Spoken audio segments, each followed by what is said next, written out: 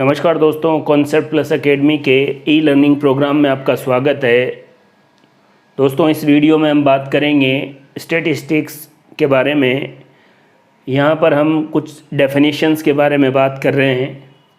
दोस्तों, सांख्यिकी या स्टैटिस्टिक्स की डेफिनेशन की अगर बात करें तो आप यूँ भी कह सकते हैं, स्टैटिस्टिक्स या सांख्यिकी साइंटिफिक स्टडी है, वैज्ञानिक अध्ययन है। किस बात का वैज्ञानिक अध्ययन है? संख्यात्मक आंकड़ों का, न्यूमेरिकल डाटा का। ये संख्यात्मक आंकड़े किस पर आधारित है, किस बेसिस पर आधारित है? तो आप बात कर सकते हैं प्रकृति में भिन्नता पर आधारित। तो सिंपल सी डेफिनेशन दोस्तों ये हुई कि सांख्यिकी या स्टैटिस्टिक्स प्रकृति में जो भिन्नता है, उस भिन्नता पर आधारित जो संख्यात्मक आंकड़े हैं, उन संख्यात्मक आंकड़ों का वैज्ञानिक अध्ययन करना है। इंग्लिश में भी यहाँ पर लिखी हुई है, इंग्लिश मीडियम वाले स्टूडेंट्स को कोई प्रॉब्लम नहीं हो, इसलिए हम बात कर रहे हैं the scientific study of numerical data. कुछ टर्म्स को आप ध्यान में रखें बस। इम्पॉर्टेंट बात क्या है? Scientific study. किस बात की साइंटिफिक स्टडी है? न्यूमेरिकल डाटा की। और ये न्यूमेरिकल डाटा किस पर आधारित है? वेरिएशन इन नेचर पर। तो सिंपल सी बात दोस्तों यहाँ से ये निकल के आती है कि वैज्ञानिक अध्ययन करना है आपको न्यूमेरिकल डाटा का, और वो न्यूमेरिकल डाटा किस पर आधारित है? प्रकृति में भिन्नता पर आधारित है। स्टैटिस्टिक्स या सांख्यिकी की सबसे आसान और सरल डेफिनेशन, जिसको अगर आप रिटन एग्ज़ाम में लिखना भी जाओ तो आराम से लिख सकते हैं और याद भी कर सकते हैं। उसके बाद हम बात कर रहे हैं बायोस्टैटिस्टिक्स या जैव सांख्यिकी की। दोस्तों, हमने बात की थी कि स्टैटिस्टिक्स या सांख्यिकी के 3 प्रकार है, और किस आधार पर? कार्य और व्यवहार के आधार पर। जो व्यवहार के आधार पर स्टैटिक्स का हमने जो टाइप देखा था, उसी में एक टाइप हम बात कर सकते हैं कि अगर स्टैटिस्टिक्स का यूज़ बायोलॉजी में किया जाए तो इसी को क्या कहा जाएगा? बायोस्टैटिस्टिक्स। इसके फादर किसको कहा जाता है? फ्रांसिस गाल्टन को। इनको यूजेनिक्स का फादर भी कहा जाता है। और मैंने आपको बताया था फ्रांसिस गाल्टन चार्ल्स डार्विन के चचेरे भाई थे। जैव सांख्यिकी या बायोस्टैटिस्टिक्स की डेफिनेशन की बात करें तो ये रही, स्टैटिस्टिकल मेथड के एप्लीकेशन या अनुप्रयोग द्वारा बायोलॉजी की प्रॉब्लम सॉल्व करना ही क्या कहलाएगा? बायोस्टैटिस्टिक्स। सिंपल सी बात है दोस्तों, स्टैटिस्टिक्स के द्वारा बायोलॉजी की प्रॉब्लम सॉल्व करना ही क्या है? बायोस्टैटिस्टिक्स। तो इसकी डेफिनेशन लिखने में कोई ज़्यादा बड़ी बात नहीं है। सबसे महत्वपूर्ण बात यह है कि बायोस्टैटिस्टिक्स को एक और शब्द के नाम से जाना जाता है, वो है बायोमेट्री। बायोमेट्री और बायोस्टैटिस्टिक्स एक दूसरे के पर्यायवाची शब्द है, सिनोनिम्स। कहने का मतलब बायोस्टैटिस्टिक्स को बायोमेट्री भी कह सकते हैं। पहली बार बायोमेट्री शब्द किस वैज्ञानिक ने दिया? WFR वेल्डन ने। सर्वप्रथम बायोस्टैटिस्टिक्स के लिए कौन से शब्द का यूज़ किया? बायोमेट्री का। बायोमेट्री शब्द का मतलब है मेजरमेंट ऑफ लाइफ। बायोमेट्री शब्द का क्या मतलब है? जीवन का मापन, मेजरमेंट ऑफ लाइफ। तो दोस्तों, सिंपल सी डेफिनेशन एकेडमिक एग्ज़ाम को, रिटन एग्ज़ाम को ध्यान में रख के मैंने आपको यहाँ पर बताई है। बिल्कुल आसान सी बातें हैं, लेकिन फिर भी लिखते टाइम आपको किस तरीके से चीज़ों को याद रखना है। स्टैटिस्टिक्स या सांख्यिकी की डेफिनेशन क्या है? प्रकृति में भिन्नता पर आधारित संख्यात्मक आंकड़ों का वैज्ञानिक अध्ययन सांख्यिकी कहलाता है। सांख्यिकी का अनुप्रयोग अगर बायोलॉजी में किया जाए, बायोलॉजिकल प्रॉब्लम्स को सॉल्व करने में किया जाए, तो इसको क्या कहा जाएगा? बायोस्टैटिस्टिक्स। और इसी के लिए एक और टर्म इस्तेमाल किया जाता है, बायोमेट्री, मेजरमेंट ऑफ लाइफ। और बायोमेट्री शब्द सबसे पहले किस वैज्ञानिक ने दिया? WFR वेल्डन ने। बायोस्टैटिस्टिक्स के फादर किसको कहते हैं? फ्रांसिस गाल्टन को। स्टैटिस्टिक्स और बायोस्टैटिस्टिक्स की डेफिनेशन के बाद हम बात करते हैं सांख्यिकी के प्रकार या स्टैटिस्टिक्स के टाइप्स के बारे में। दोस्तों, पिछले वीडियो में हमने बात की थी कि स्टैटिस्टिक्स 3 प्रकार की होती है कार्य और व्यवहार के आधार पर। यहाँ हम 2 प्रकार की स्टैटिस्टिक्स या सांख्यिकी के बारे में बात कर रहे हैं, क्योंकि हमने इस बार आधार क्या लिया है, कार्य। अगर व्यवहार आधार लेते तो तीसरा और एक और प्रकार अप्लाइड स्टैटिस्टिक्स या व्यवहारिक सांख्यिकी, लेकिन उसके बारे में अपन बाद में बात करेंगे। पहले हम कार्य के आधार पर सांख्यिकी को जो 2 भागों में बांटा गया है, पहला है विवरणात्मक और दूसरा है निष्कर्षात्मक। पहला है विवरणात्मक और दूसरा है निष्कर्षात्मक। विवरणात्मक को डेस्क्रिप्टिव स्टैटिस्टिक्स और निष्कर्षात्मक को इन्फेरेंशियल स्टैटिस्टिक्स कहते हैं। सिंपल लैंग्वेज में अगर हम बात करें तो तथ्यों का वर्णन किसमें किया जाएगा, डेस्क्रिप्टिव में, और कारणों का विश्लेषण किसमें किया जाएगा, इन्फेरेंशियल में। अगर आपको दोनों प्रकार और उनके बारे में लिखना है तो ऐसी सांख्यिकी जिसमें तथ्यों का वर्णन किया जाता है डेस्क्रिप्टिव और जिसमें कारणों का विश्लेषण किया जाता है इन्फेरेंशियल या निष्कर्षात्मक सांख्यिकी कहलाती है। दोस्तों, एक एक के बारे में डिटेल में भी बात करेंगे।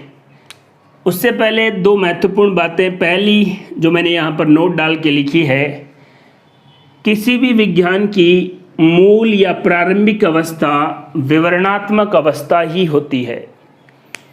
यहाँ हमने बात की है कि स्टैटिस्टिक्स पहला जो टाइप है वो विवरणात्मक, दूसरा है वो निष्कर्षात्मक या इन्फेरेंशियल स्टैटिस्टिक्स। तीसरा एक और टाइप पिछले वीडियो में हमने बात किया था अप्लाइड, लेकिन यहाँ हम कार्य के आधार पर बात कर रहे हैं, इसलिए 2 टाइप।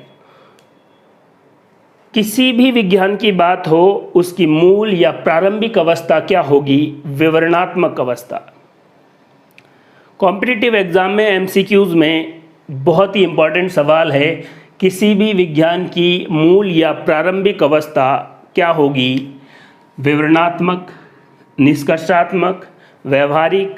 तो आपका पहला और इम्पोर्टेंट जवाब क्या होगा, डेस्क्रिप्टिव या विवरणात्मक। एक और इम्पोर्टेंट बात, इन दोनों स्टैटिस्टिक्स के जो टाइप है उनको रिलेट करके कि अगर आपने तथ्यों का वर्णन यथार्थता या बिल्कुल एक्यूरेसी के साथ नहीं किया है तो आप कारणों का विश्लेषण कर भी नहीं सकते। और बिना तथ्यों के वर्णन के अगर आप कारणों का विश्लेषण कर रहे हैं तो ये क्या होगा, प्री मैच्योर या पूर्व परिपक्व होगा। बात को समझें, कहने का मतलब ये है, अगर तथ्यों का वर्णन यथार्थता से नहीं करें तो कारणों का विश्लेषण पूर्व परिपक्व या प्री मैच्योर डिसीजन होगा, और जो गलत है। तो आप यूँ कह सकते हैं कि ये दोनों स्टैटिस्टिक्स एक दूसरे से इंटरकनेक्टेड है। अगर आप तथ्यों का वर्णन बड़े शानदार तरीके से करते हैं तो कारणों का विश्लेषण उतना ही आसान और साइंटिफिक या वैज्ञानिक होगा। दोस्तों, सबसे पहले हम बात करते हैं पहला प्रकार विवरणात्मक सांख्यिकी या डेस्क्रिप्टिव स्टैटिस्टिक्स। एक शब्द में हम बात करें तो तथ्यों का वर्णन, लेकिन इसके बारे में हम डिटेल बात करेंगे। विवरणात्मक सांख्यिकी का कार्य क्या है, संख्यात्मक आंकड़ों की मौलिक विशेषताओं को प्रदर्शित करना। तथ्यों का वर्णन करती है, जो न्यूमेरिकल डाटा है उनकी जो फंडामेंटल फीचर्स है, विशेषताएं हैं, उनको क्या करता है, प्रदर्शित करता है। तो अगर आपसे कोई से ये पूछे अगर आपसे कोई ये पूछे कि न्यूमेरिकल डाटा की फंडामेंटल फीचर या मौलिक जो विशेषताएं हैं वो किस सांख्यिकी में प्रदर्शित होती है, तो आपका जवाब होगा विवरणात्मक सांख्यिकी।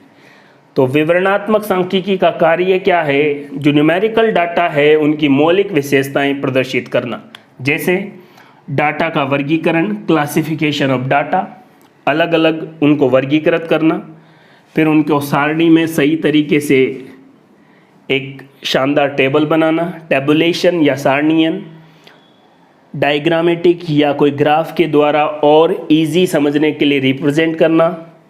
और एक और बड़ी महत्वपूर्ण बात है जिस पर पूरी स्टैटिस्टिक्स या सांख्यिकी टिकी हुई है, केंद्रीय प्रवृत्ति का मापन, मेजरमेंट ऑफ सेंट्रल टेंडेंसी। ये सारी डाटा की मौलिक विशेषताएं हैं, इनको प्रदर्शित करने का कार्य विवरणात्मक सांख्यिकी में होता है। तो दोस्तों, हम बात कर रहे हैं सांख्यिकी के दो टाइप, किस आधार पर, कार्य के आधार पर। कौन कौन से? विवरणात्मक डेस्क्रिप्टिव, निष्कर्षात्मक इन्फेरेंशियल। तथ्यों का वर्णन किस सांख्यिकी में होता है? डेस्क्रिप्टिव में। और कारणों का विश्लेषण किस में होता है? इन्फेरेंशियल। वह सांख्यिकी जिसमें कारणों का विश्लेषण होता है निष्कर्षात्मक, और वह सांख्यिकी जिसमें तथ्यों का वर्णन होता है विवरणात्मक। दो महत्वपूर्ण बातें। उसके बाद अगर आपसे कोई पूछे कि डेस्क्रिप्टिव स्टैटिस्टिक्स का मेन काम क्या है, तो आपको बताना है न्यूमेरिकल डाटा की मौलिक विशेषताओं को प्रदर्शित करना ही किसका कार्य है? विवरणात्मक सांख्यिकी का। विवरणात्मक सांख्यिकी का जो कार्य है वो है न्यूमेरिकल डाटा की मौलिक विशेषताओं को प्रदर्शित करना। दोस्तों, डेस्क्रिप्टिव स्टैटिस्टिक्स या विवरणात्मक सांख्यिकी को समझने के लिए हम निम्न शब्दों की जानकारी के बारे में बात करते हैं। अगर आपको विवरणात्मक सांख्यिकी को सही तरीके से समझना है तो आपको इन टर्म्स के बारे में बहुत अच्छे तरीके से जानकारी होनी चाहिए। वैसे भी पूरी स्टैटिस्टिक्स या सांख्यिकी या बायो स्टैटिस्टिक्स में ये सारे जो टर्म्स है वो काफ़ी काम आने वाले हैं, इसलिए आप इनको बड़े ध्यान से देखें। पहला है समंक न्यूमेरिकल डाटा, दूसरा है प्रतिदर्श जिसको सैंपल, तीसरा है समष्टि जनसंख्या या पॉपुलेशन, चौथा है परिवर्ती या चर जिसको वेरिएबल कहते हैं, पांचवा है समंकों का वर्गीकरण, क्लासिफिकेशन ऑफ डाटाज। अगला पॉइंट भी है, मैंने इसको एक साथ लिख दिया है, टेबुलेशन ऑफ डाटा, डाटा का सारणीयन, और डाटा का डायग्रामेटिक या ग्राफिकल रिप्रेजेंटेशन, चित्रमय या आलेखीय प्रदर्शन। उसके बाद सबसे लास्ट और इम्पॉर्टेंट बात है केंद्रीय प्रवृत्ति का मापन, मेजरमेंट ऑफ सेंट्रल टेंडेंसी। ये 7 टर्म्स है जिनके बारे में आपको अच्छी तरीके से समझना होगा अगर विवरणात्मक सांख्यिकी की अच्छे से जानकारी चाहिए तो आइए दोस्तों हम शुरू करते हैं। पहला टर्म समंक या डाटा, इसके बारे में देखिए। डाटा का वर्गीकरण, टेबल बनाना, डायग्राम बनाना, ग्राफिकल रिप्रेजेंटेशन, वो आसान बात है। कुछ टर्म्स इसमें हैं जिनको आपको अच्छे से समझना है, और उसमें पहला ही टर्म्स है डाटा या समंक या न्यूमेरिकल डाटा। इसके बारे में आपको अच्छी से जानकारी होनी चाहिए, और एग्ज़ाम में भी इसी से ज़्यादातर सवाल पूछे जाते हैं, खासकर कॉम्पिटिटिव एग्ज़ाम में। तो कॉम्पिटिटिव एग्ज़ाम और एकेडमिक जो रिटन एग्ज़ाम है, उन दोनों को ध्यान में रख के हम बायो स्टैटिस्टिक्स के सारे वीडियो के बारे में बात करेंगे। तो दोस्तों, यहाँ पर हम बात कर रहे हैं डाटा या समंक के बारे में जानकारी। पहली और इम्पॉर्टेंट बात, ये जैव सांख्यिकी का आधार है। 4 ऑप्शन में दे दिए। उसके बाद आपसे पूछा निम्न में से कौन बायो स्टैटिस्टिक्स या जैव सांख्यिकी का आधार है? तो याद रखें, आपका जवाब होगा सांख्यिकी आंकड़े जिनको समंक कहते हैं या डाटा। एक सिंपल सी बात, अगर आपने किसी एक विद्यार्थी की लंबाई का मापन किया है, तो अगर आपके पास अगर आप एक स्टूडेंट का मेजरमेंट कर रहे हैं तो उसको डेटम बोला जाएगा। मतलब एक वचन के लिए डाटा शब्द इस्तेमाल नहीं होगा। अगर एक से ज़्यादा स्टूडेंट की आप लंबाई मापन कर रहे हैं और उनसे प्राप्त जो संख्याएं आपके पास है वो क्या कहलाएंगी? डाटा। मतलब सिंपल बात यह है कि सिंगुलर के लिए डेटम और प्लूरल के लिए क्या होगा? डाटा। दोस्तों सबसे महत्वपूर्ण बात यह है कि डाटा दो प्रकार के होते हैं। पहले हैं प्राइमरी डाटाज और दूसरे सेकेंडरी डाटाज। प्राथमिक समंक या आंकड़े और द्वितीयक आंकड़े। जो भी इन्वेस्टिगेटर है अगर आंकड़े अपने उपकरण के माध्यम से मापता है तो वो क्या होगा, प्राथमिक आंकड़े। जैसे आपने कोई जल लिया, कोई भी जल का स्रोत हो सकता है, नल से आपने लिया हो, नदी से लिया हो या किसी नाली से लिया हो, और फिर आप स्वयं उसकी पीएच का मापन कर रहे हैं और जो पीएच आपने ज्ञात की है वो क्या होगा, प्राइमरी डाटा होगा, प्राथमिक आंकड़े। अगर अनुसंधानकर्ता या इन्वेस्टिगेटर अपने उपकरणों के द्वारा माप करके अगर डाटा तैयार करता है तो प्राइमरी डाटा। कई बार एक्सपेरिमेंट नहीं करके हम किसी रेफरेंस का इस्तेमाल कर लेते हैं, उन्हीं को क्या कहा जाएगा, सेकेंडरी डाटा। अगर आपने स्वयं मेजरमेंट नहीं करके किसी वैज्ञानिक शोध पत्रिका या किसी जर्नल से या किसी मैगजीन से, अखबार से या कोई ऑथेंटिक बुक से या कोई वैज्ञानिक संगठन या साइंटिफिक ऑर्गेनाइजेशन से आपने डाटा सीधे ले लिए तो इसको क्या कहा जाएगा, सेकेंडरी डाटा।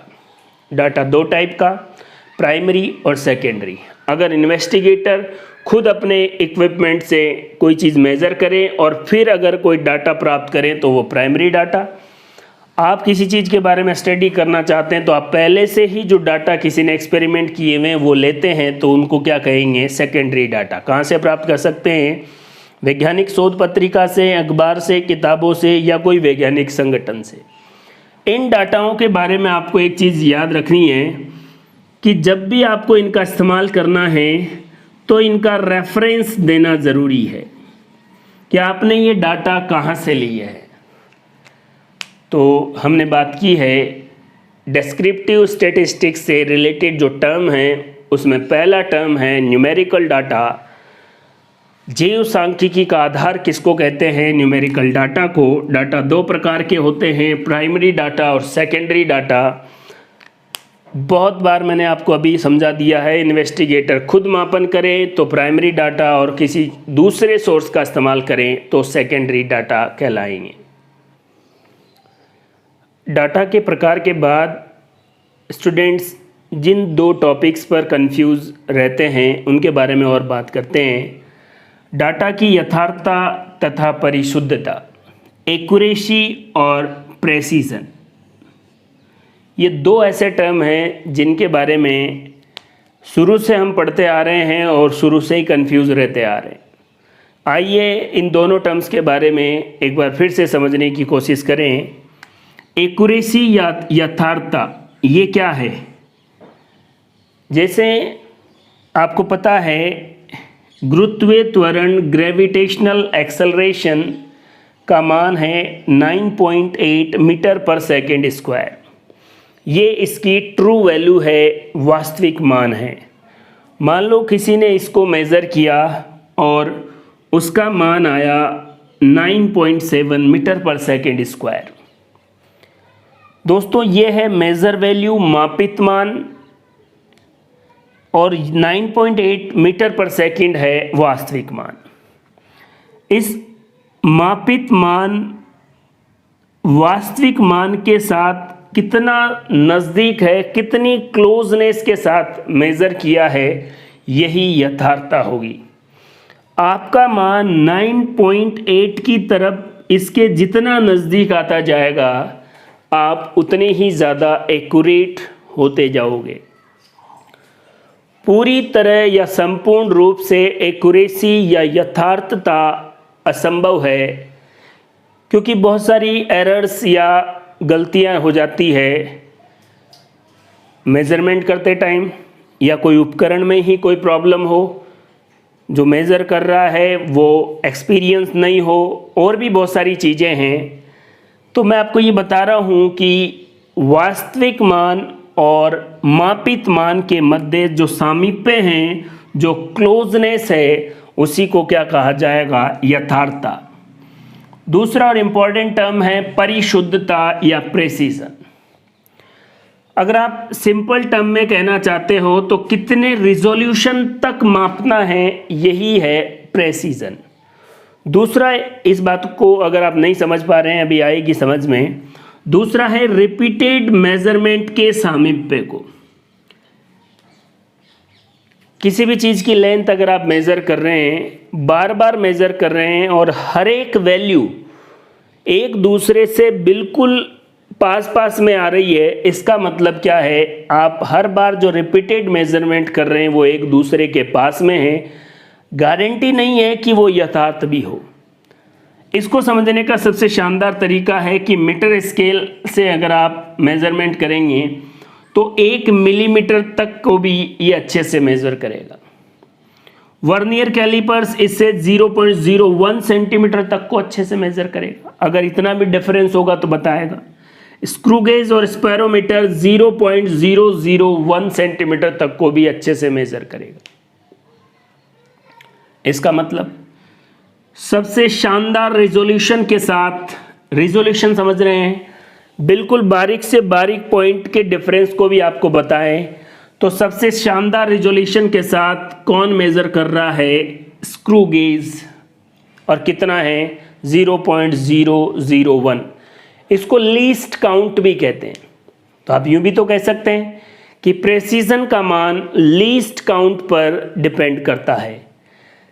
यहाँ पर सबसे ज़्यादा प्रेसाइज इंस्ट्रूमेंट या प्रिसीजन वाला इंस्ट्रूमेंट कौन सा होगा, स्क्रू गेज होगा, क्योंकि इसका रेजोल्यूशन देखिए 0.001 सेंटीमीटर तक की वैल्यू को भी अच्छे से मेज़र करेगा। दोस्तों, एक्यूरेसी और प्रेसीजन के बारे में मैंने आपको बताया। मेज़र वैल्यू ट्रू वैल्यू से कितना क्लोजनेस रखती है, ये एक्यूरेसी है, और पूर्ण रूप से एक्यूरेसी असंभव है। कितने रिजोल्यूशन के साथ मेज़र किया गया है, ये प्रेसीजन है। और जितना अच्छा रिजोल्यूशन होगा, जो रिपीटेड मेजरमेंट होंगे वो भी एक दूसरे से बिल्कुल क्लोज आएंगे। अगर किसी चीज़ को आप स्क्रू गेज या स्पेरोमीटर से माप रहे हैं तो दो जो रीडिंग आएगी उनके बीच का डिफरेंस कितना हो सकता है, 0.001 सेंटीमीटर का। अगर यही चीज़ मीटर स्केल से करते तो 1 मिलीमीटर तक का हो सकता था। इसका मतलब जो रिपीटेड मेजरमेंट्स आपने किए हैं तो उनमें सामीप्य कब आएगा, जब इंस्ट्रूमेंट अच्छा रेजोल्यूशन वाला हो। तो यहाँ पर और एक और बात, ये प्रेसीजन उपकरण के लीस्ट काउंट पर निर्भर करता है। मीटर स्केल का लीस्ट काउंट कितना है, 1 मिलीमीटर। वर्नियर कैलिपर्स का 0.01 सेंटीमीटर और स्क्रू गेज का 0.01 सेंटीमीटर। जितना कम लिस्ट काउंट होगा उस उपकरण या इंस्ट्रूमेंट द्वारा उतने ही रिजोल्यूशन के साथ मापन या मेजरमेंट किया जाएगा और वो उतना ही प्रेसाइज होगा। प्रेसाइज और एक्यूरेसी, डाटा की यथार्थता और परिशुद्धता, ये दोनों महत्वपूर्ण बातें हैं। इनको आप अच्छे से समझें। वास्तविक मान और मापित मान के मध्य जो सामीप्य, क्लोजनेस, वो एक्यूरेसी। कितने रिजोल्यूशन के साथ मापना है या रिपीटेड वैल्यू के बीच की जो क्लोजनेस है उसको क्या कहा जाएगा, प्रेसीजन। डाटा की एक्यूरेसी और प्रेसीजन के बाद अगला जो पॉइंट है वो है प्रतिदर्श या नमूना या सैंपल।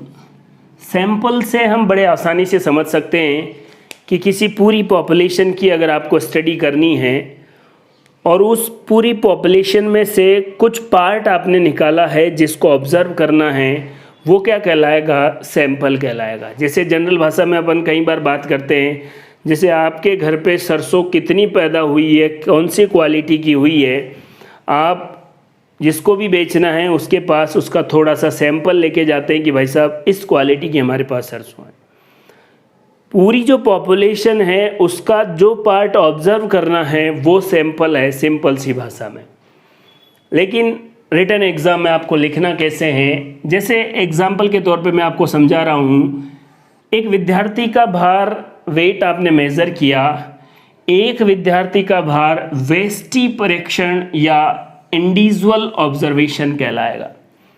ऐसे ही अगर स्टूडेंट की पॉपुलेशन में से आप 10 स्टूडेंट का वेट मेज़र करते हैं तो 10 विद्यार्थियों का भार प्रेक्षणों का प्रतिदर्श हो जाएगा, सैंपल हो जाएगा, सैंपल ऑफ ऑब्जर्वेशन। बहुत सारे स्टूडेंट हैं, आपने 10 स्टूडेंट लिया, उनके वेट को मेज़र किया, इसके आधार पर आप पूरे स्टूडेंट के वेट के बारे में एक आइडिया बनाना चाहते हैं। तो 10 स्टूडेंट का जो वेट है वो आपके लिए किसकी तरह काम करेगा? सैंपल की तरह। डेफिनेशन अगर आप सैंपल की लिखना चाहते हैं तो इस तरीके से लिख सकते हैं, कलेक्शन ऑफ इंडिविजुअल ऑब्जर्वेशंस, व्यष्टि प्रेक्षणों का संग्रहण क्या कहलाएगा? कलेक्शन ऑफ इंडिविजुअल ऑब्जर्वेशन या व्यष्टि प्रेक्षणों का संग्रहण सैंपल कहलाएगा। व्यष्टि प्रेक्षण क्या है? किसी एक इंडिविजुअल का जो भी वेट, लेंथ या जो भी ऑब्जर्वेशन है वो व्यष्टि प्रेक्षण है। इसकी डेफिनेशन एक और है, प्रतिदर्श समष्टि या पॉपुलेशन का ऑब्जर्व पार्ट है, जिसके बारे में मैं बात कर रहा हूँ। पूरी पॉपुलेशन में से जिस पार्ट को आपने ऑब्जर्व करना है उसको अलग करके ऑब्जर्व जो करना है उसी को क्या कहा जाएगा? सैंपल। देखो, इंडिविजुअल ऑब्जर्वेशन इंग्लिश में आसानी से समझ में आएगा, लेकिन हिंदी में ये जो टर्म है व्यष्टि प्रेक्षण, ये आपको ध्यान में रखना। और ये जो प्रेक्षण है इनका क्या है? सैंपल। तो प्रेक्षणों का जो प्रतिदर्श है वो 10 विद्यार्थियों का हो गया, और व्यष्टि प्रेक्षणों का जो कलेक्शन है वो सैंपल है, या किसी पॉपुलेशन का जो ऑब्जर्व पार्ट है वही क्या कहलाएगा? सैंपल। अभी एक वर्ड आया है पॉपुलेशन, तो इसके बारे में भी बात करते हैं। थर्ड जो महत्वपूर्ण पॉइंट है वो है पॉपुलेशन। पॉपुलेशन की डेफिनेशन देखिए। सबसे पहले आप एक निश्चित क्षेत्र में निश्चित समय में पाए जाने वाले एक ही प्रजाति के इंडिविजुअल्स मिलकर पॉपुलेशन का निर्माण करते हैं। Simple, individuals. कौन से इंडिविजुअल्स? एक ही स्पीसीज के होने चाहिए और एक निश्चित क्षेत्र में पाए जाने चाहिए और एक निश्चित समय में, जहाँ पर आप ऑब्जर्व कर रहे हैं।